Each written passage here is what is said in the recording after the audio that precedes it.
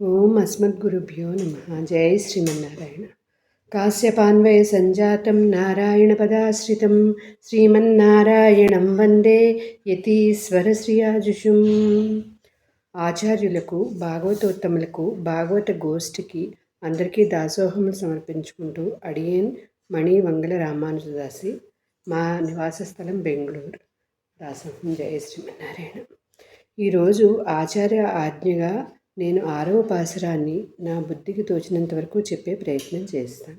ఆండాళ్ తల్లి ఇంతవరకు 1 నుండి 5 పాసురాలలో ఈ వ్రతమునకు సంబంధించి ఎలా చెయ్యాలి, ఎవరిని ఆరాధించాలి, ఏ నామం పలకాలి, వ్రత నియమాలు, వ్రత ఫలితం గురించి చెప్పింది.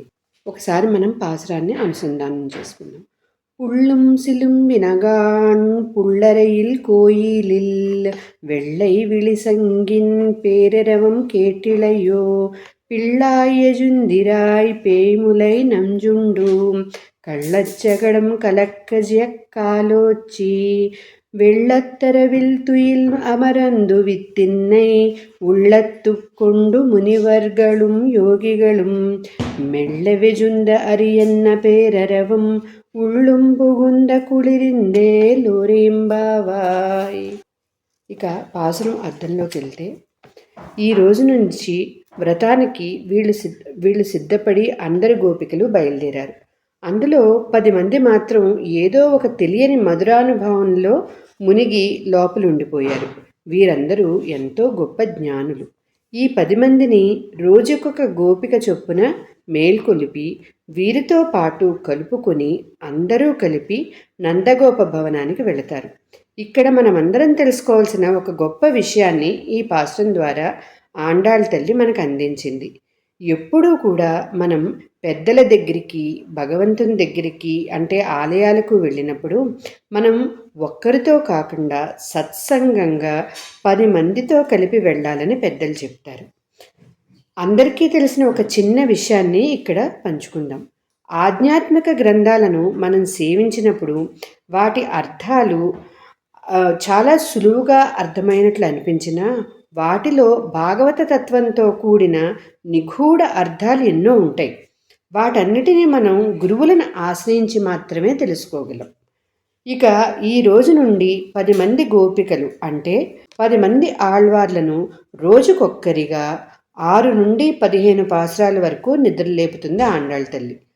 ఆళ్వార్లంటే భగవద్భక్తిలో మునిగి తరించిన వారిని అర్థం. అలాంటి గొప్ప వారితో కలిసి వెళితే మనము తరిస్తాం. ఈ పాసురంలో మనందరికీ తెలియజేస్తోంది. ఈ రోజు లేపబడిన ఆళ్వార్ గోపిక పెరియాళ్వార్లు. పెరియాళ్వార్ల గురించి కొన్ని విషయాలు తెలుసుకుందాం. తన భక్తుని ఊరేగింపు తాను కూడా చూడాలని శ్రీమన్నారాయణుడు గరుడ వాహనం మీద పెరియాళ్వార్లకి దర్శనమిస్తాడు. ఆ దర్శనంతో పరమ ఆనందంతో స్వామికి దిష్టి తగులుతుందని ప్రేమతో ఏనుగు మెడకు అటూ ఇటూ కట్టి ఉండే గంటలు తాళాలుగా చేసుకుని పల్లాండు పల్లాండు పల్లాయి రత్తాండు అనే పాసురంతో స్వామివారికి మంగళాశాసనం చేశారు వీరు. ఇదే వీరి గొప్ప విశిష్టత. పెరియాళ్వార్లకి స్వామి మీద ఉండే ప్రేమ ఆయన గొప్పవాడిని తెలిసినా దిష్టి తగలకుండా పాసురాలు పాడారు. అందువల్ల వీరికి పెద్ద ఆళ్వార్ అంటే పెరియాళ్వార్ అనే పేరు వచ్చింది.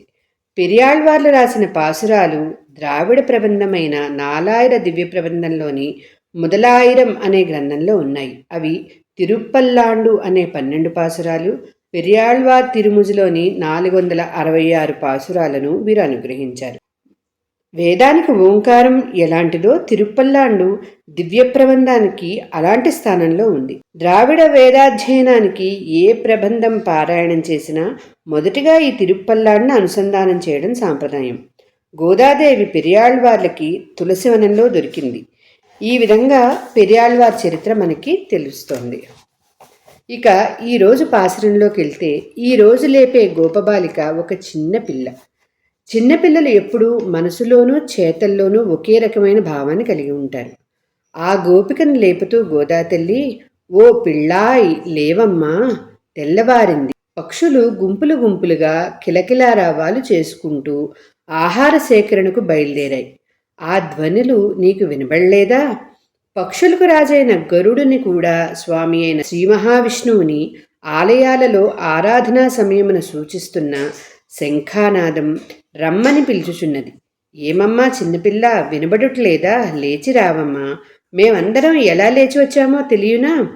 పూతనా స్తనములనందలి విషమును ఆరగించినవాడు, దొంగబండిగా చంపదలిచిన శకటాసుని తన కాళ్లతో తన్ని పీడను వదిలించినవాడు అయిన ఈ శ్రీకృష్ణుడే ఆ పాలసముద్రంలో ఆదిశేషుని ఆసనంగా చేసుకుని యోగనిద్రలో ఉన్న నారాయణుని అంతర్యామిగా వారి హృదయాల్లో నింపుకుని ఆ మనస్సులోని స్వామికి శ్రమ తగలనట్లు మెల్లగా లేచి హరి హరి హరి అని స్తోత్రము చేయు మునుల యోగుల యొక్క హరినామస్మరణ మా హృదయాలలో చొచ్చి మమ్ము చల్లబరిచి మమ్మలను మేల్కొల్పింది. నీవు కూడా లేచిరమ్ము అని మొదటి గోపికను లేపింది ఈ పాశ్రంలో ఆండాళ్ తల్లి. ఈ అవకాశం నాకు కల్పించినందుకు ధన్యవాదాలు. జై శ్రీమన్నారాయణ. ఆండాళ్ దివ్య తిరువడిగళే శరణం. జై శ్రీమన్నారాయణ.